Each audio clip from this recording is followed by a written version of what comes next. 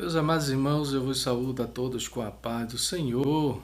Sejam todos bem-vindos ao nosso canal Eudson Oliveira, onde estaremos dando início ao nosso comentário da nossa lição da CPAD, com o nosso Aprendendo com a lição da EBD. A paz do Senhor a todos os professores, dirigentes, a todos os alunos das escolas que fazem parte de nossas EBDs. E um abraço forte a todos os nossos inscritos, aqueles que têm nos ajudado, compartilhando, curtindo, comentando.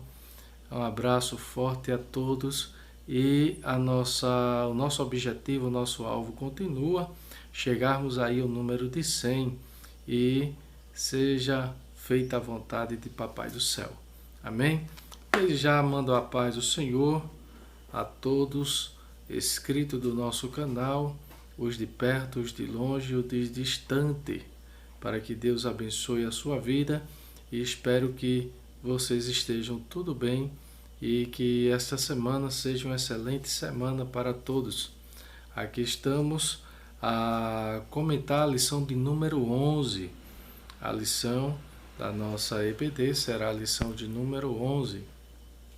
E se você ainda não ouviu ou não visualizou ainda as lições anteriores, temos a lição O Livro de Jó, a lição 2, Quem era Jó, a lição de número 3, Jó e a Realidade de Satanás, a lição de número 4, O Drama de Jó, a lição de número 5, O Lamento de Jó, a lição de número 6, A Teologia de Elifaz, Só os Pecadores Sofrem, a lição de número 7, a teologia de Bildade, se há sofrimento, há pecado oculto.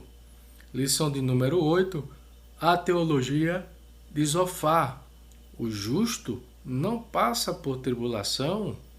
E a lição de número 9, Jó e a inescrutável sabedoria de Deus. Lição de número 10 foi a lição passada, a última defesa de Jó. E hoje estaremos a comentar a lição de número 11, a teologia de Eliú. O sofrimento é uma correção divina?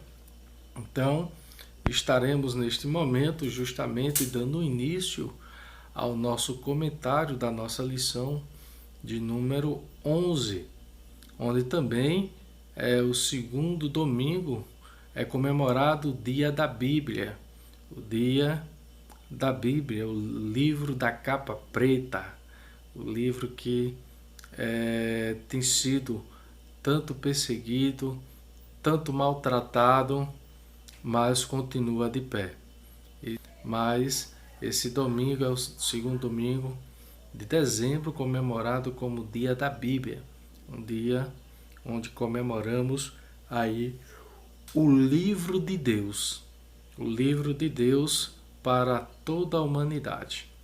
Então, a lição de número 11, a teologia de Eliú.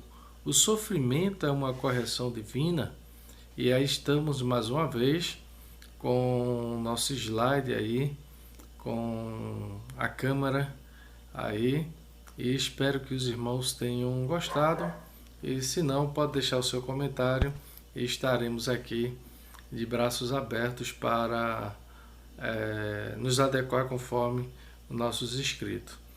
O nosso texto áureo vai nos dizer: ao aflito livra a sua aflição, e na opressão se revela aos seus ouvidos.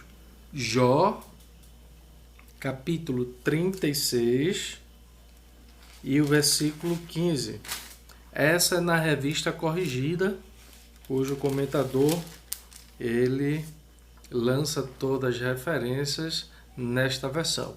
Eu estarei vendo aqui, mostrando, passando para os irmãos, na linguagem de hoje, na NTLH, ela nos diz assim, capítulo 36, versículo 15.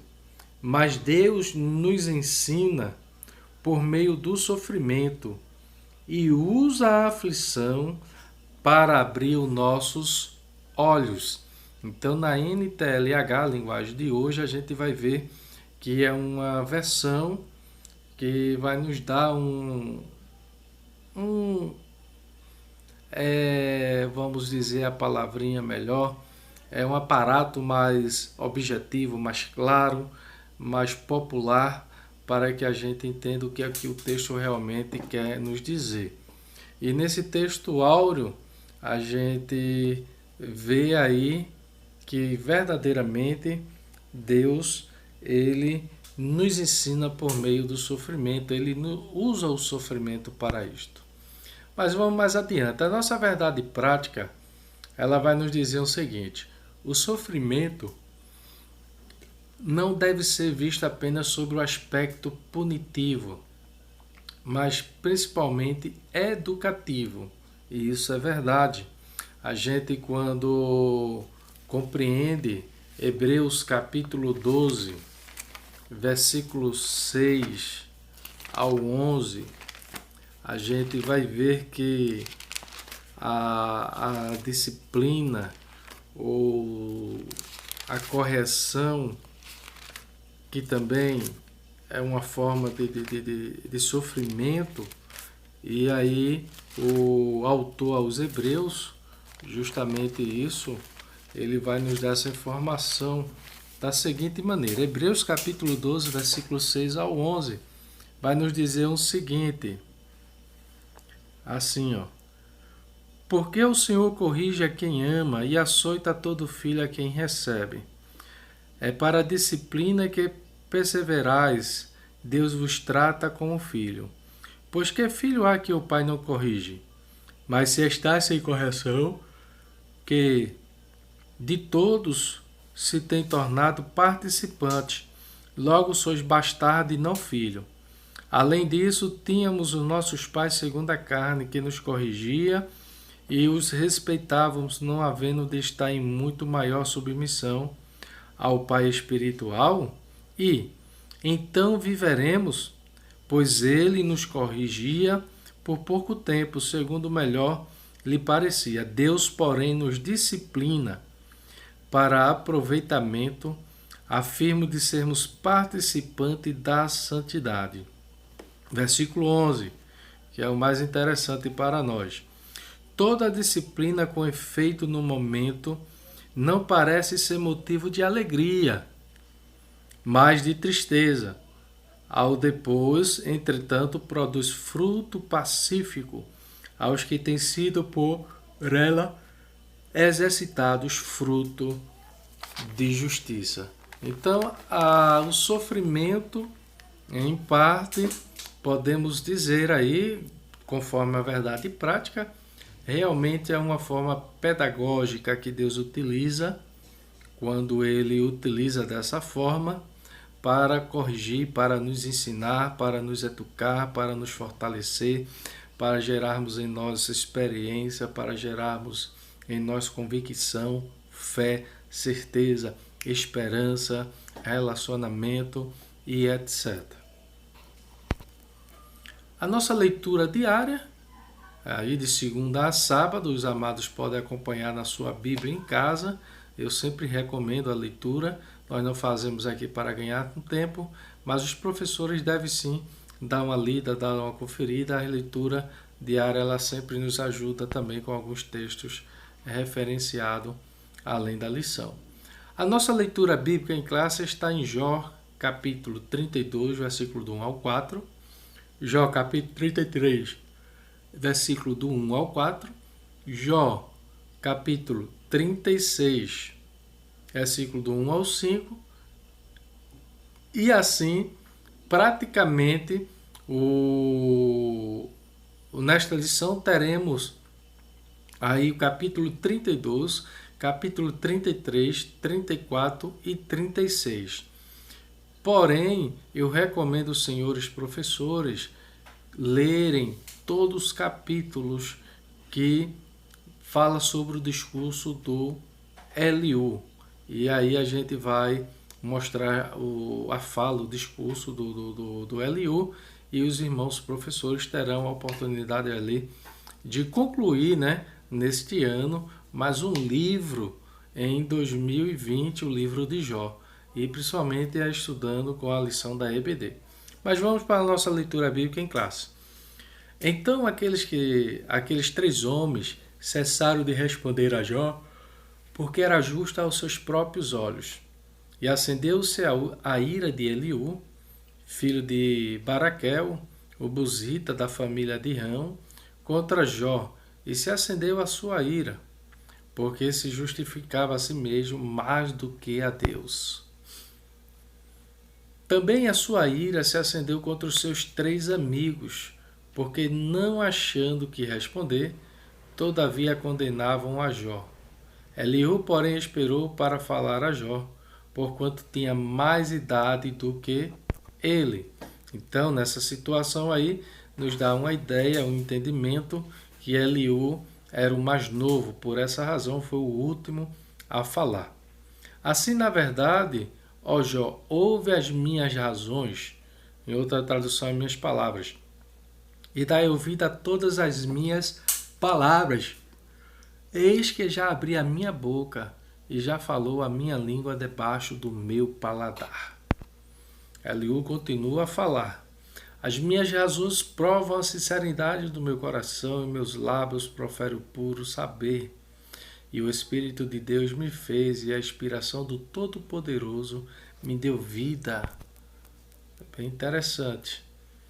Respondeu mais Eliú e disse: ouve, vós sábios, as minhas razões, e vós instruídos, inclinai os ouvidos para mim, porque o ouvido prova as palavras como o paladar prova a comida. O que é direito, escolhamos para nós e conhecemos entre nós o que é bom, porque Jó disse: sou justo e Deus tirou o meu direito. Apesar do meu direito, sou considerado mentiroso e a minha ferida é incurável, embora eu esteja sem transgressão. Aí entra a defesa, né? Uma forma de defesa de Jó. Prosseguiu ainda Eliú e disse: espera-me um pouco e mostrar-te-ei que ainda há razões a favor de Deus. De longe trarei o meu conhecimento e ao meu Criador atribuirei a justiça. Então, chegamos aí ao final da nossa leitura bíblica em classe, que nos diz: porque na verdade as minhas palavras não serão falsas contigo, e está um que é sincero na sua opinião.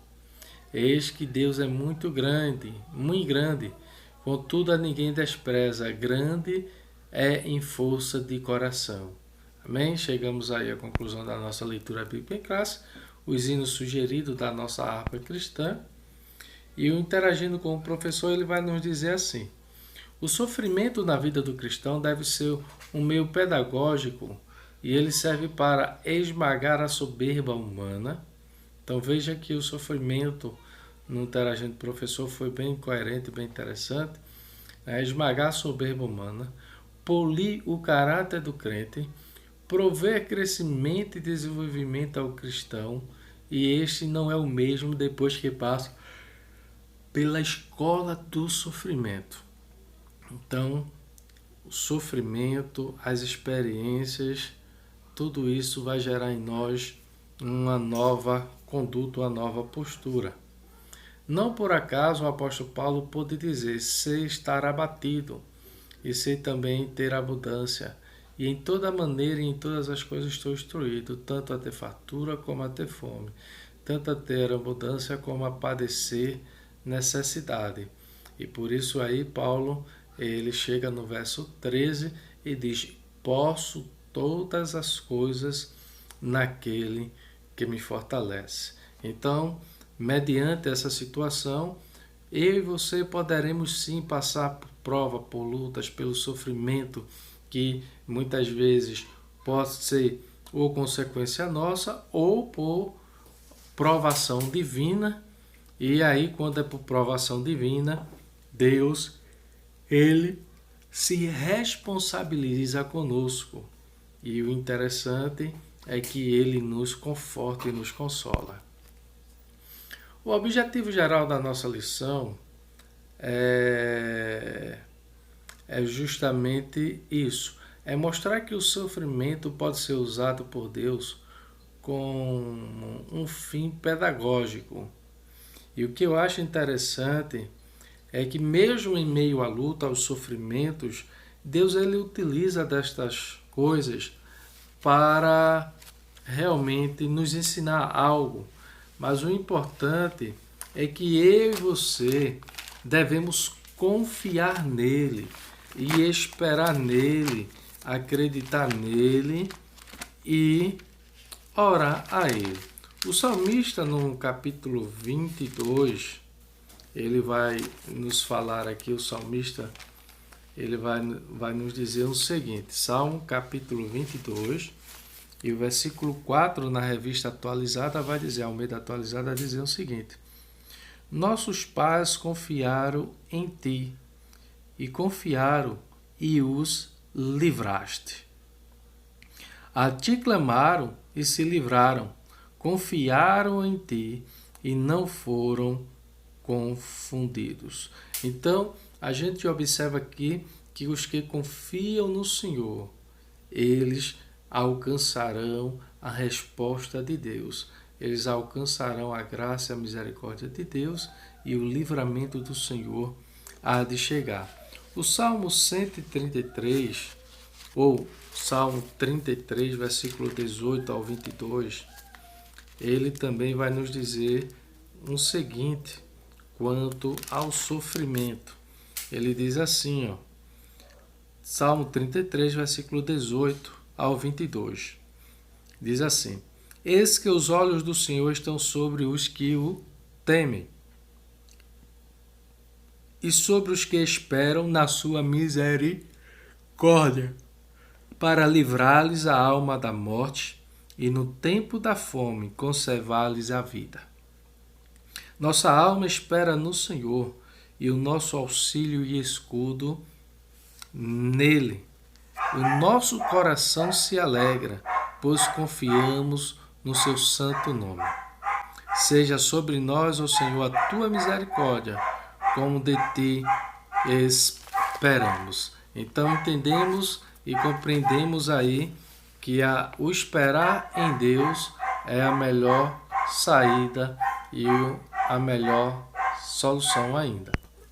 Então chegamos agora no nosso objetivo específico, e tem como objetivo primeiro explicar que Deus, como soberano, pode se revelar e falar por meio do sofrimento.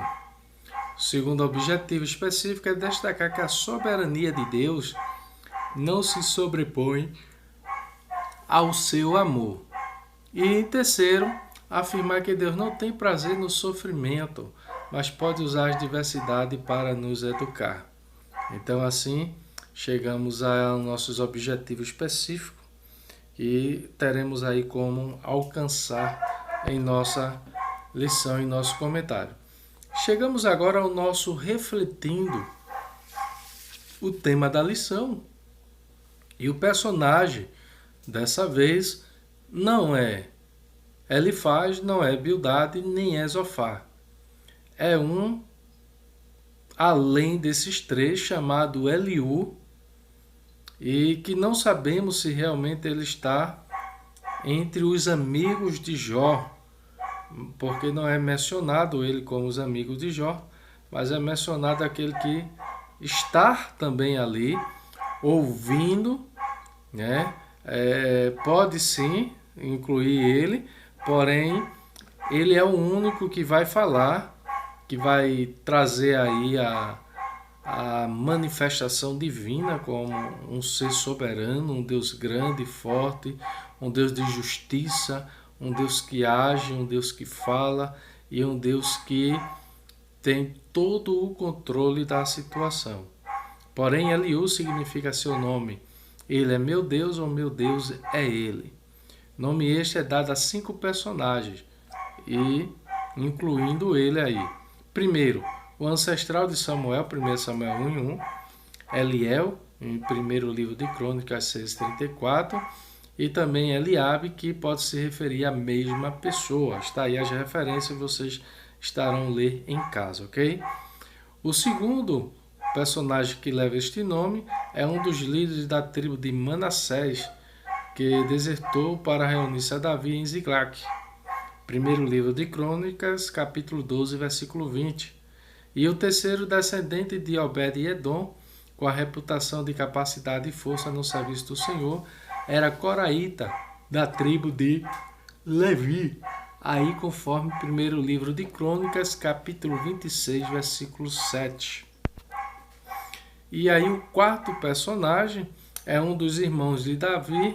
Eliú era um oficial da tribo de Judá. Eliabe, e aí as referências que se referem à mesma pessoa. E em quinto, que é o Eliú, qual estaremos nos referendando no livro de Jó, neste comentário desta lição de número 11, a teologia de Eliú. O sofrimento é uma correção divina? Então esta é a indagação. E, segundo essas informações, esse dado foi extraído daquele livro Quem é Quem na Bíblia Sagrada, do Gardner, e a história de todas as personagens da Bíblia, da editora Vida. Então está aí a nossa referência, onde tiramos essas informações. E o interessante é que o Eliú é um dos que não vai ser repreendido por Deus, não vai ser chamado a atenção. Mas todos os demais três amigos de Jó serão sim reconciliados com Deus. Os tópicos a ser abordados será o sofrimento como uma forma de revelar Deus, o sofrimento como um meio de revelar a justiça e a soberania de Deus, e o sofrimento como instrumento pedagógico de Deus. Então, são os tópicos que serão abordados. O comentário da nossa lição, na introdução, nos diz: veremos a teologia de Eliú exposta em 4 grandes discursos teológicos. E esse discurso se contrapõe ao que Jó e seus amigos proferiram. Como assim? Para Eliú, os amigos de Jó falharam na exposição de suas ideias ao patriarca. E este, por outro lado, se equivoca ao apresentar o seu conceito de Deus para fundamentar sua defesa. Assim mostraremos que Eliú revela um Deus soberano e que age segundo seu conselho e não está obrigado a dar resposta ao homem, além de não haver qualquer injustiça em suas ações, pois, segundo o jovem amigo de Jó, o sofrimento é uma ação pedagógica de Deus para corrigir o homem. Então, tivemos Bildade, Elifaz, Bildade e Zofar. E ambos, os três, às vezes só mudava o contexto ou a posição da palavra. Mas um acreditava que Jó estava em pecado e por isso estava sofrendo. O outro acreditava que o sofrimento de Jó era por causa de um pecado oculto. E o outro acreditava que Jó estava sofrendo, teria que se arrepender, teria que se reconciliar com Deus e que Deus era misericordioso para o ajudar. E aqui Eliú vai mostrar também em partes esse conceito: ó, Jó, você está sofrendo porque tu está em pecado, mas Deus é soberano, Deus é poderoso, Deus é justo, Deus é fiel e com certeza Ele estará a te ouvir, Ele estará a te responder. Agora, Ele responde no tempo e na hora que Ele quiser. E aí a gente observa que Eliú, ele não coloca Deus na parede, ou não tenta botar Deus na parede. Olha, Jó, tu tá certo, tu tem que saber de Deus, Deus tem que te responder, Deus tem que te dar a resposta, porque tu estás certo e Deus tem que te responder. Não. A teologia aí da prosperidade, a teologia do triunfalismo, chega até a orarem assim: Deus tem que fazer, tem que dar, porque é obrigado a fazer e a dar. Mas o nosso ponto central, ele vai nos dizer o seguinte: o sofrimento deve ser visto sob o aspecto pedagógico. E isso é verdade, sob o aspecto pedagógico, positivo. E aí, observamos que Deus, ele é soberano. E nesse slide extra aí fizemos Eliú e seus 4 discursos.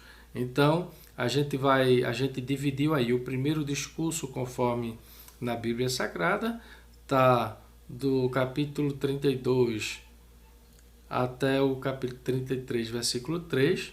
O segundo discurso de Eliú está em Jó 34, versículo 1 ao 37. Terceiro discurso, Jó capítulo 35, versículo do 1 ao 16. E o quarto discurso, Jó capítulo 36, do 1 ao 37, que vai até o 37, versículo do 1 ao 24. Então, o discurso de Eliú, praticamente aí, ele vai estar estendendo o discurso, é o que mais fala praticamente, né? São praticamente aí 1, 2, 3, 4, 5, 6 capítulos, né? Do capítulo 5 capítulos praticamente, do capítulo 32 ao capítulo 37, né? E aí Eliú, ele faz o seu discurso. E discurso este, estaremos aqui abordando justamente sobre isso. Mas a grande pergunta é, o sofrimento como uma forma de revelar a Deus, né? Revelar a Deus. Deus, ele é soberano. E aí o comentador, ele vai dizer realmente aí, conforme Eliú, a gente vai estar acompanhando. Eu não coloquei muito texto aí no slide, porque estaremos acompanhando aqui na nossa Bíblia, na versão, a linguagem de hoje, na NTLH. NTLH é uma Bíblia muito boa também, o comentário dela também é muito bom. Os irmãos puderem utilizar com os seus alunos, será uma linguagem bem mais acessível e mais compreensível para o nosso dia a dia. Então, no primeiro tópico, Deus é soberano. E o comentador, ele vai pegar os dois versículos aí, capítulo 33, do versículo 14 e 15, que nos diz o seguinte: Deus é soberano, e aí Eliú fala isso. Deus fala de várias maneiras, porém nós não lhe damos atenção. De noite na cama, quando dormimos ou sono profundo, ele fala por meio de sonhos ou de visões.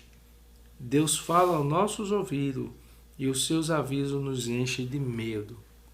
Então, o comentador ele nos diz aí. Nesse primeiro discurso, Eliú destaca a queixa de Jó porque Deus não lhe respondera. Para o jovem amigo do patriarca, este não leva em conta a majestade divina que distingue o Criador de suas criaturas. E nesse sentido, Jó havia ignorado que Deus é infinitamente maior do que o homem e não precisa explicá-lo acerca de suas ações, de seu silêncio. E aí, o texto acabamos de ler, e aí a gente vai ler apenas um texto extra que escolhemos aqui em Salmo, livro de Salmo, mostrando Deus realmente como o soberano, como aquele que rege, aquele que tem todo o poder, todo o domínio. E Salmo capítulo 33, versículo 10 e 11 diz assim: O Senhor acaba com os planos das nações, e Ele não deixa que eles se realizem. Mas o que o Senhor planeja dura para sempre, e as suas decisões permanecem eternamente.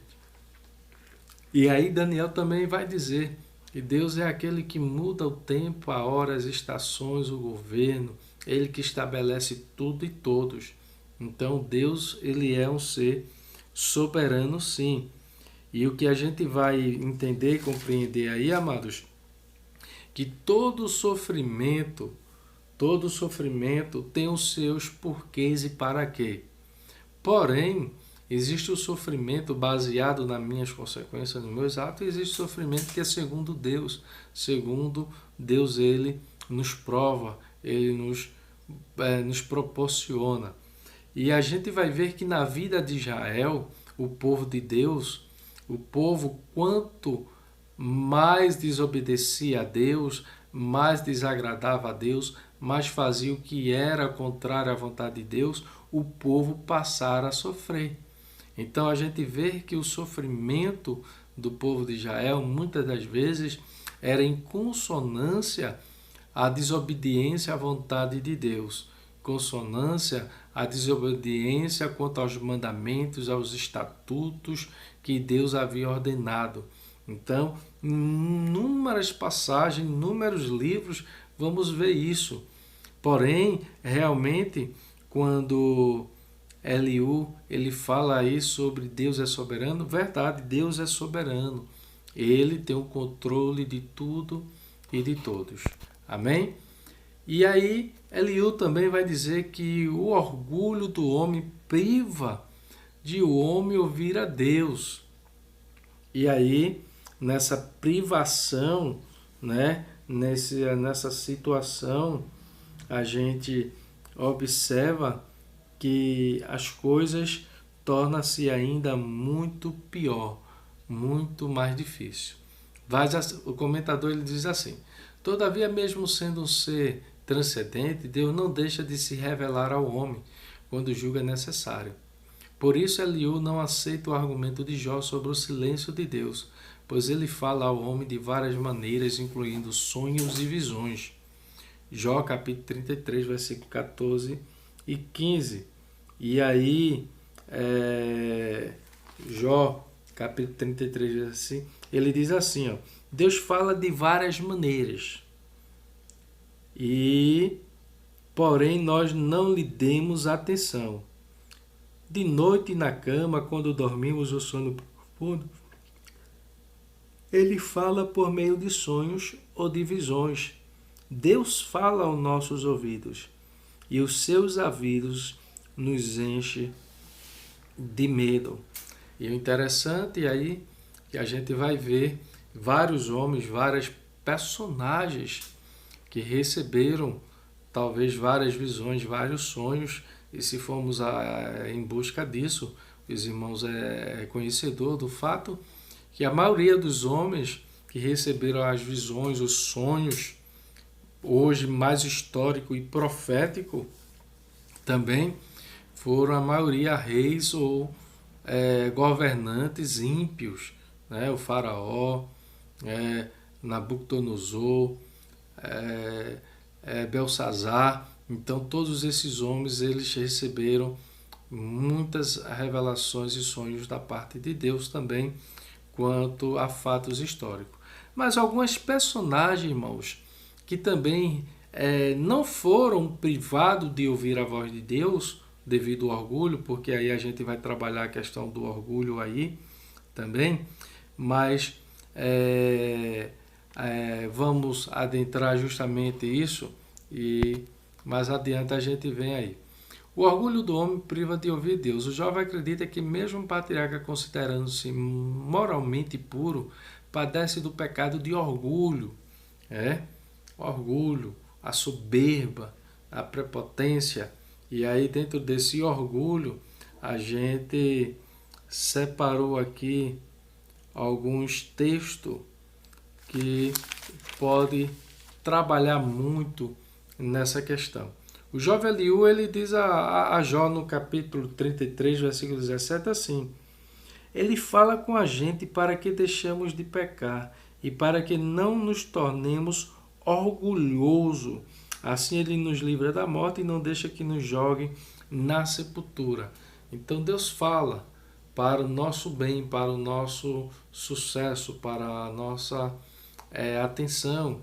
E aí, às vezes o homem orgulhoso, o homem soberbo, acaba passando desapercebido e não recebe este aviso, essa orientação divina.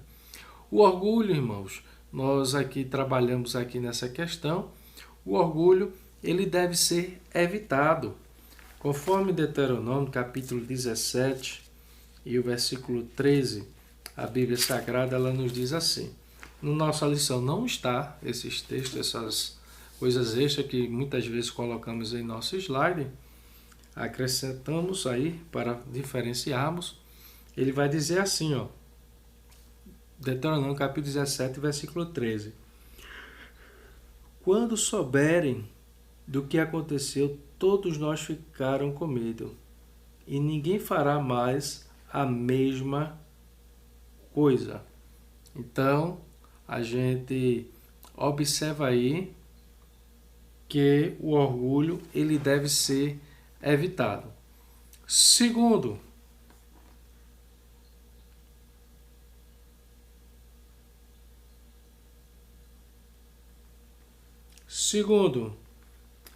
o orgulho, ele leva à morte. Capítulo 17, ainda de Deuteronômio, e o versículo 12 diz assim: mas se houver alguém tão orgulhoso que não queira obedecer à decisão do sacerdote ou juiz, e se este alguém será morto, e assim vos tirarão mal do meio de vós, do povo de Israel.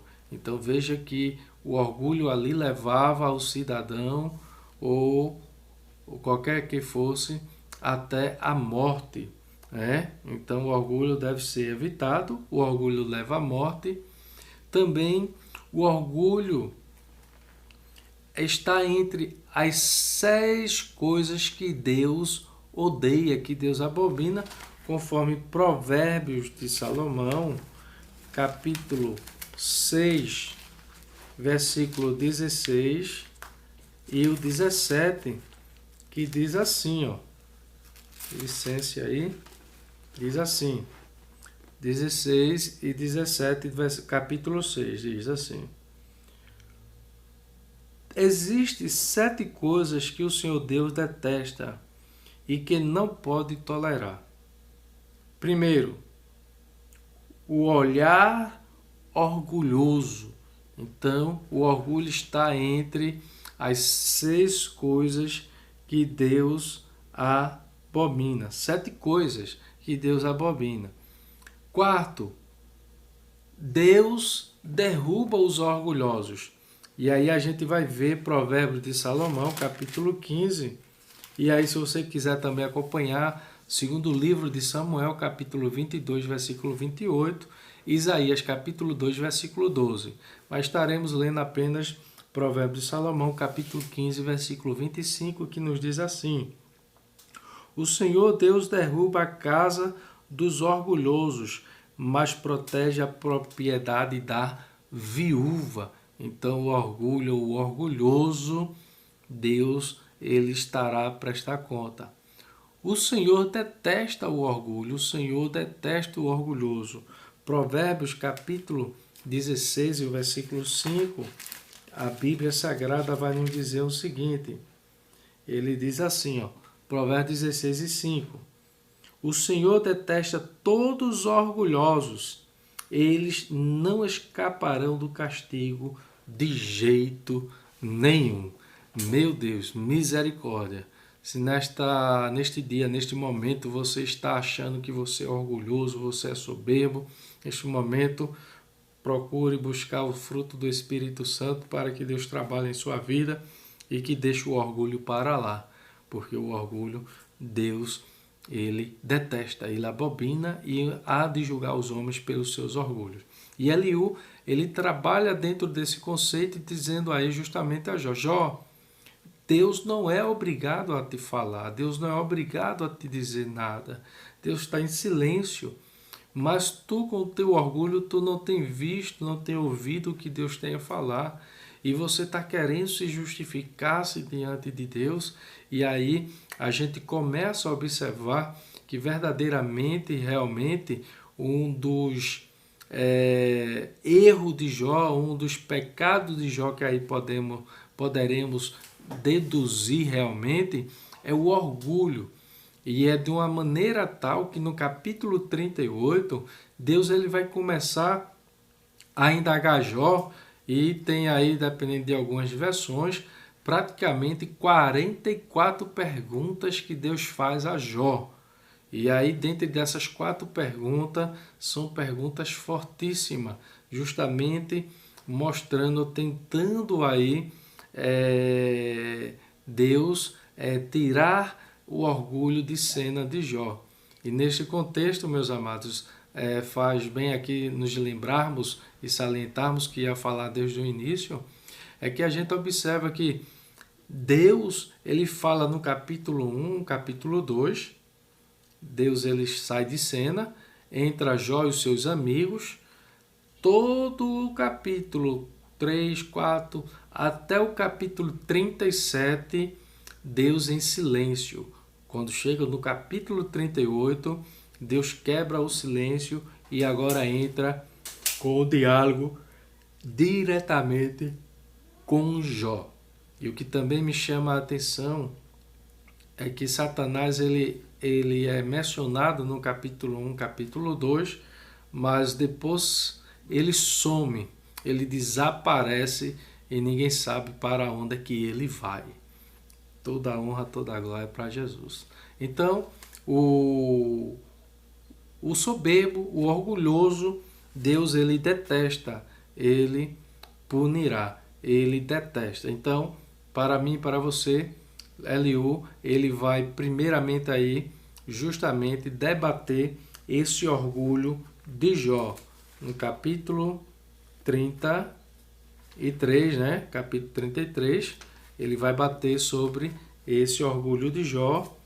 E o versículo 17 e o 18 é justamente isso que ele diz, que Deus fala de várias maneiras e o homem não vê por causa do seu orgulho. E aí o comentador ele vai trazer aí também justamente essa questão, o ministério da redenção. Meus amados, quando falamos acerca do ministério da redenção, o comentador ele coloca como subtópico aí, além de sonhos e visões, Eliú também destaca que Deus usa a enfermidade como um dos canais de comunicação entre Deus e o homem. Capítulo 33, versículo 19 ao 22. É bom que os irmãos leiam, acompanhem em casa, a gente não vai ler tudo, mas a gente vai apenas dar uma sintetizada. O versículo 19, Eliú diz assim: outras vezes Deus castiga com doenças e com fortes dores que não passam.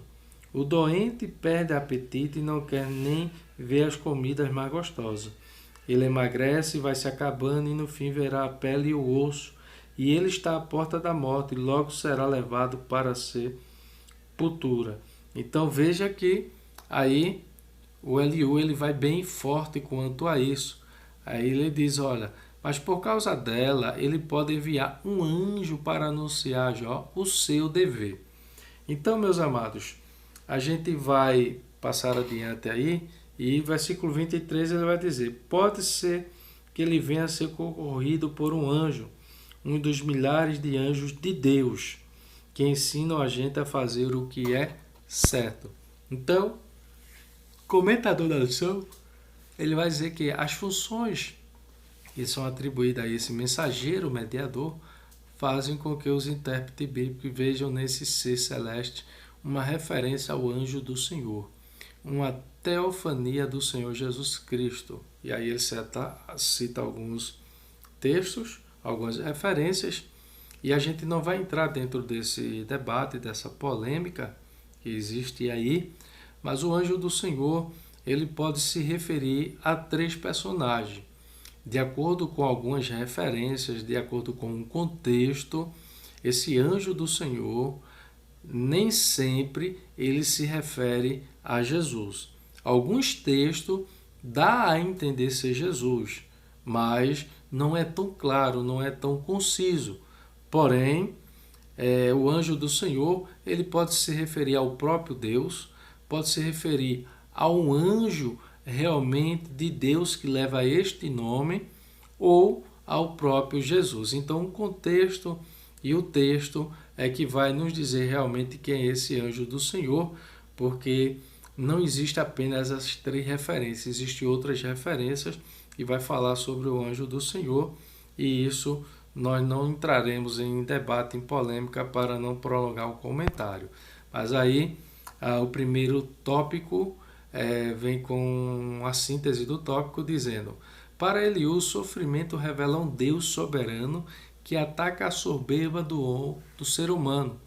E aí ele se encaixa com o primeiro objetivo específico, que é explicitar que Deus, como soberano, pode se revelar e falar por meio do sofrimento.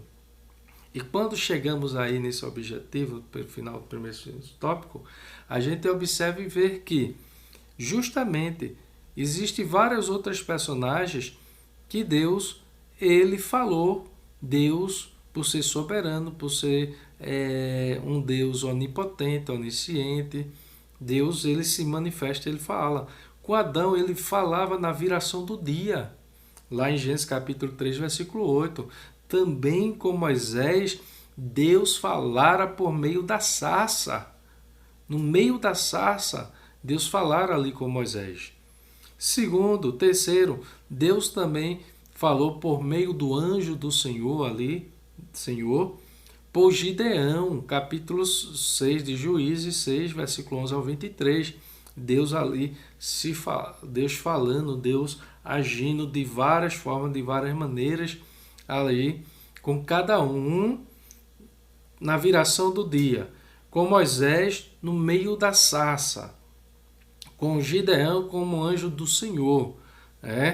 A gente vai ver com Abraão ali, foi Deus falando cara a cara com Deus. Moisés com Abraão, falando cara a cara, aqueles 3 mensageiros. 2 era o anjo e 1 era o próprio Deus que ficou com Abraão na sua tenda. E os outros 2 foram para a cidade de Sodoma e Gomorra.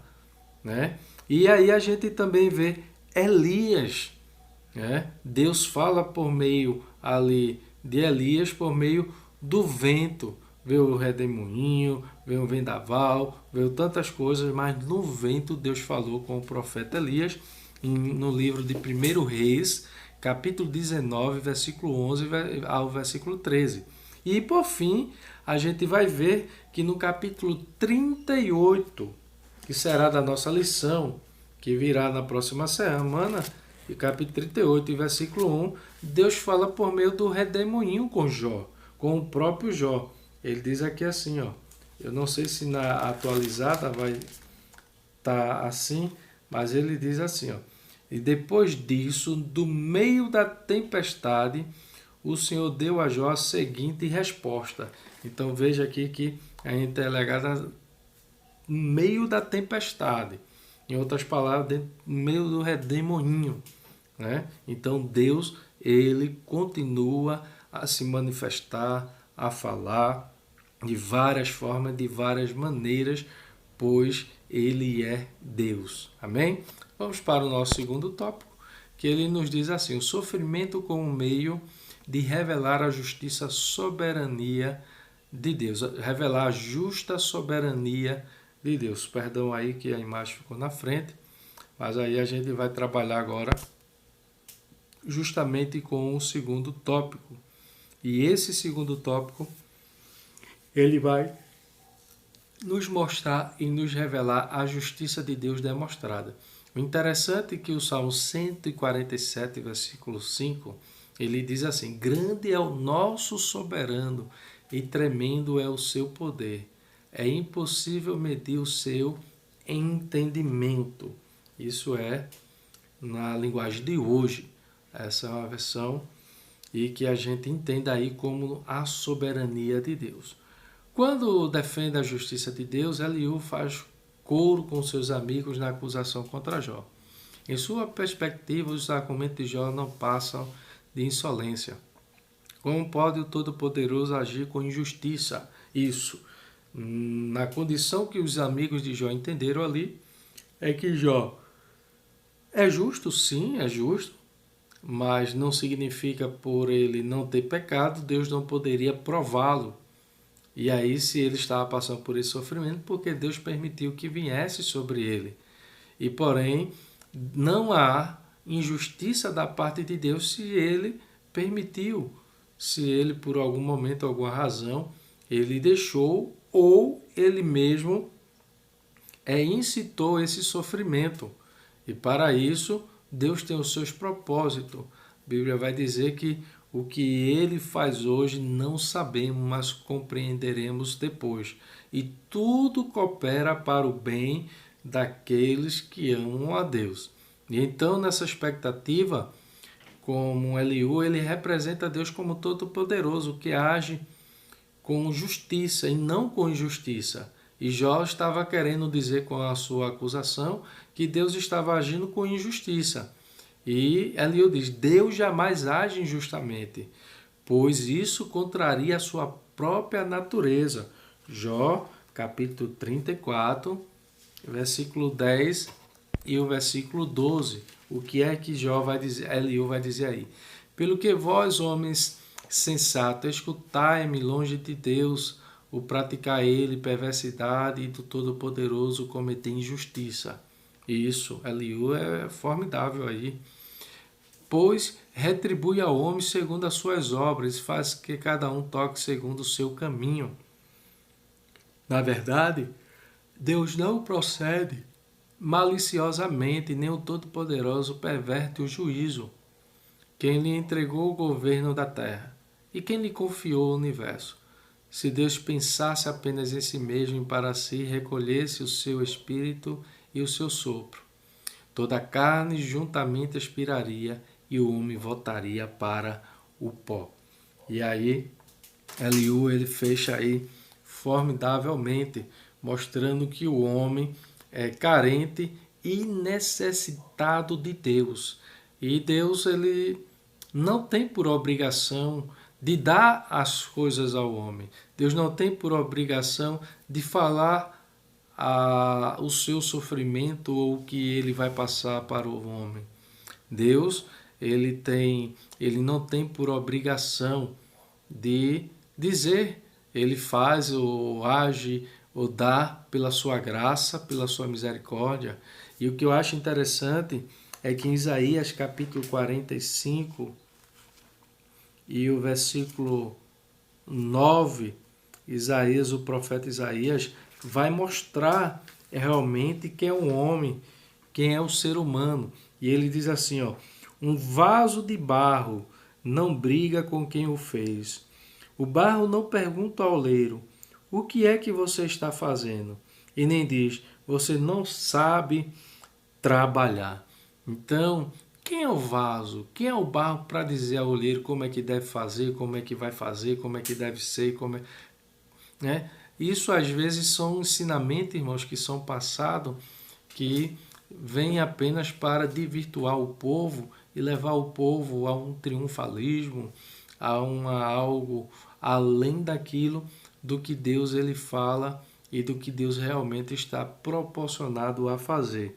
Então o homem é barro, o homem é pó. Nessa condição entre Deus e o homem, na condição de posição, numa condição realmente de status, o homem ele é apenas o servo de Deus, ele é apenas aquele que age, aquele que está para fazer a vontade de Deus.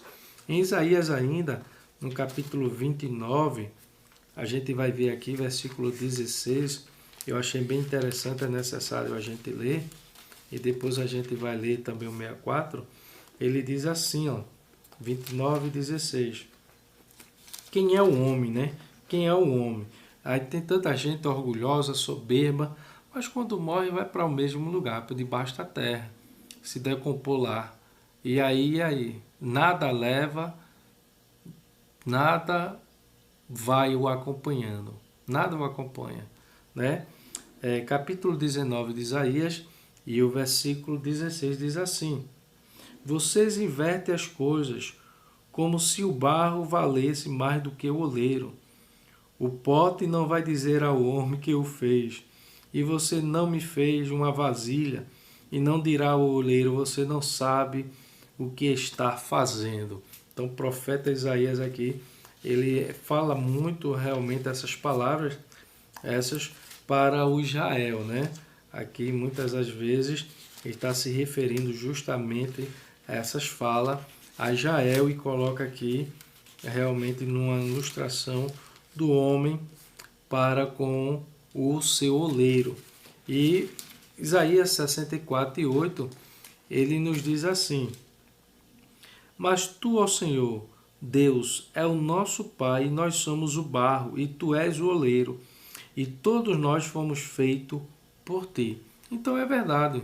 Jeremias disse, desce a casa do oleiro, né? E lá te mostrarei, lá farei. Então, nós somos o vaso, né? Jó vai dizer que somos o bicho, o verme, o germe, né? Somos minúsculos. E então, nós não temos do que nos gloriar. E Paulo vai dizer: aquele que se glorie, glorie no Senhor, em conhecer o Senhor. E aí o caráter justo de Deus. Para não haver dúvida, Eliú passa a descrever o caráter justo de Deus. Ele age com justiça quando retribui ao homem o que ele merece, Jó 34:11. Deus não precisa prestar conta de seus atos a ninguém, visto que não recebeu autoridade de nenhum outro ser criado. É verdade. Deus é soberano. Deus está sobre todos e todos. Então Deus ele não tem o que passar ou falar para ninguém com ninguém sobre o que ele está a realizar. Terceiro, como provedor da vida humana, ele tem todo o poder de manter ou não a humanidade. O Todo-Poderoso não faz exceção de pessoas, quer que seja reis, nobres ou pobres. Verdade, pecou, ele pune. Precisa chamar atenção, ele vai chamar atenção.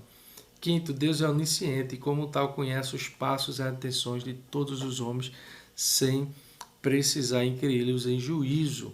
Verdade, é só ler aí. Ele é justo para punir os maus. Pedir aqui só licença aí, desculpe os amados, para tomar um pouquinho de água aqui, para refrescar aqui.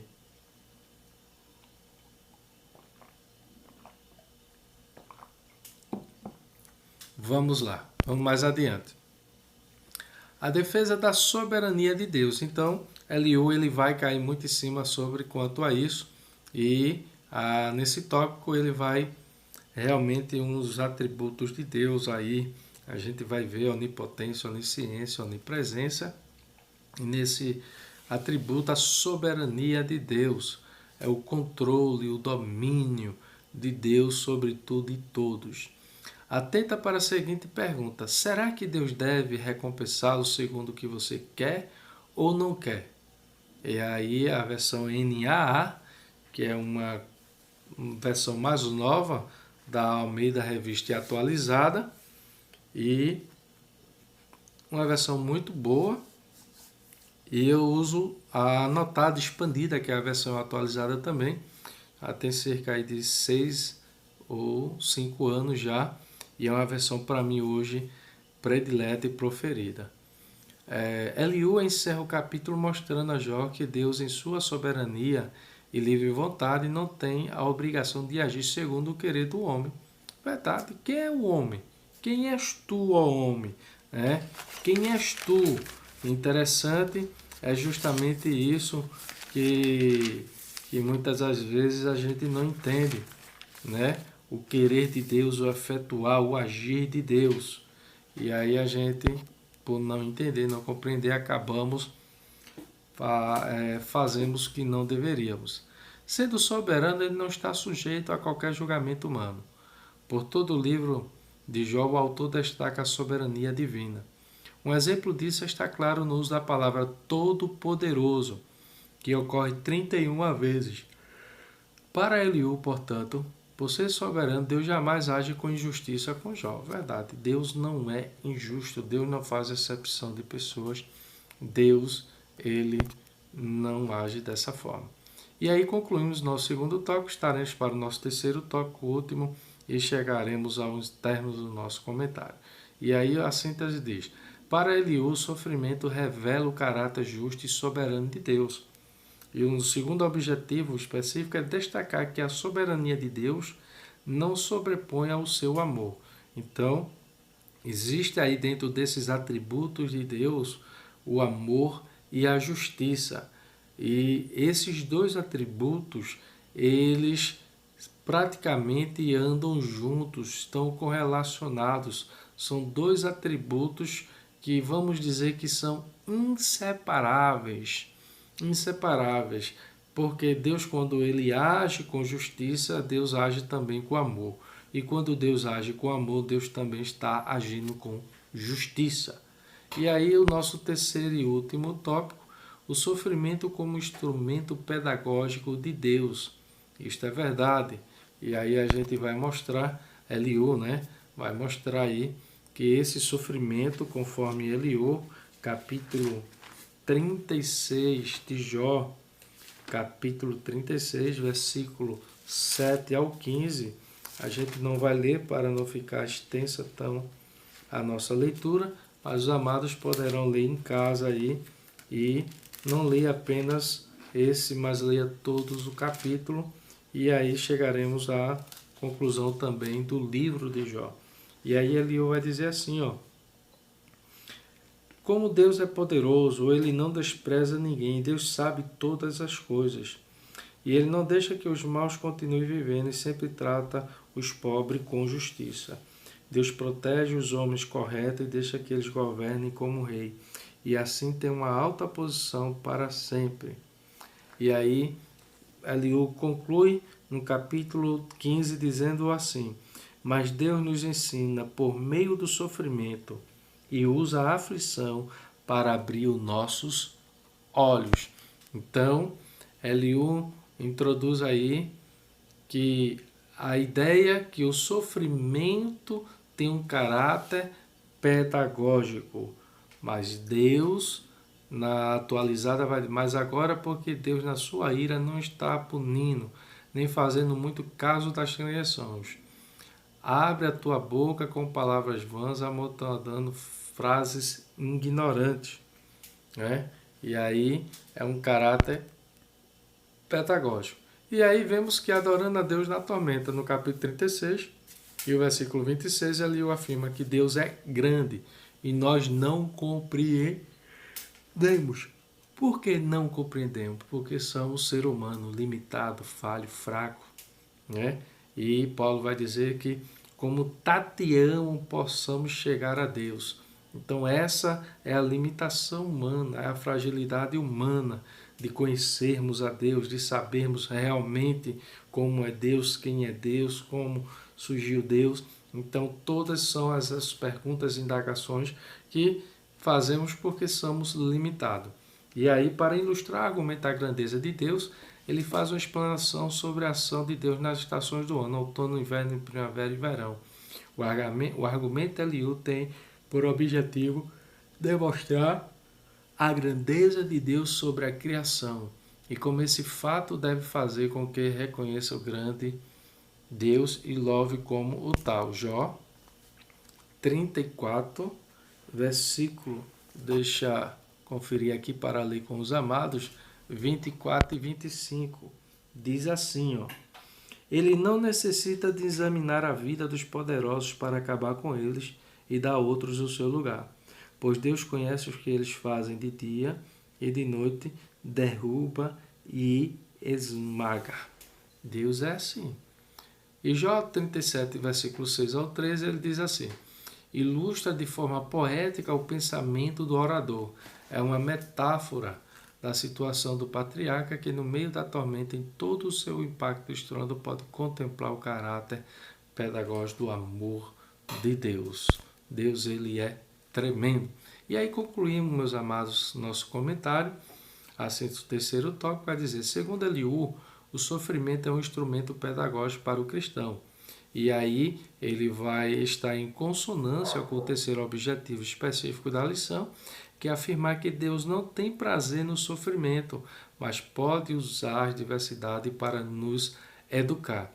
E o apóstolo Paulo, ele é bem claro quanto a isso, quando ele diz que passou por várias tribulações, várias provações, né? E Jesus chegou a dizer isso: no mundo tereis aflição, mas tem bom ânimo, né?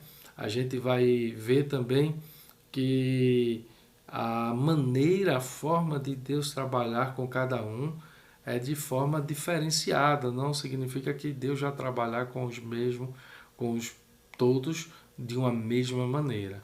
Então chegamos à conclusão, e na conclusão o comentador nos diz assim: vimos nessa lição 3 aspectos da teologia de Eliú. Primeiramente, o jovem amigo defende o direito de Deus ficar em silêncio, mesmo quando achamos que ele deve falar. Acredita, Jó não consegue escutar a Deus devido ao seu orgulho. E, entretanto, o equívoco de Eliú está no fato de associar o sofrimento de Jó ao pecado. Segundo ele, destaca que Deus tem todo o direito de ser soberano e, como tal, agir com justiça. Todavia, ele não se equivoca em colocar a soberania acima do seu amor, pois primeiramente Deus é amor. E em terceiro, finalmente, Eliú vê o sofrimento um papel pedagógico. E aí a sugestão teológica, o livro de Jó, mais uma vez o mesmo sobre a pedagogia da prova. E aí o nosso refletir, a nossa lição, perguntas e respostas, apenas para os amados se situarem aí e fazer as suas perguntas e verem as respostas para os questionários. E aí, para a nossa reflexão, está aí esse pensador, ele diz assim: um homem orgulhoso raramente é grato, porque tudo quanto recebe, ele crê que é merecido. Veja que tem muita gente aí dessa forma, né? Ele bate no peito e foi porque eu mereci, eu fiz por onde, e aí está mostrando uma fraqueza em seu orgulho. E aí, segundo C.S. Lewis, ele diz assim: um homem orgulhoso está sempre olhando de cima para as coisas e as pessoas. E claro que quando você está olhando para baixo, não pode ver algo que está acima de você. Então eu achei esse pensamento aí bem interessante e sou grato a Deus porque, graças a Deus, nunca pensei assim, nunca me olhei dessa forma. Mas felizmente existem pessoas desse jeito. Mas aí chegamos ao final do nosso comentário. Desde já peço a vocês que curtam, comentem, compartilhem, se inscrevam e queremos mesmo assim chegar ainda no final deste ano no número de 100. E para isso eu preciso da sua ajuda, eu preciso do seu apoio, da sua curtida, do seu comentário e que você especialmente mais compartilhe para que as pessoas alcancem e se inscrevam em nosso canal. Amém? Desde já que Deus abençoe a todos, em nome de Jesus, e que tenham a todos uma ótima semana, e que Deus os guarde e proteja, em nome de Jesus. Amém.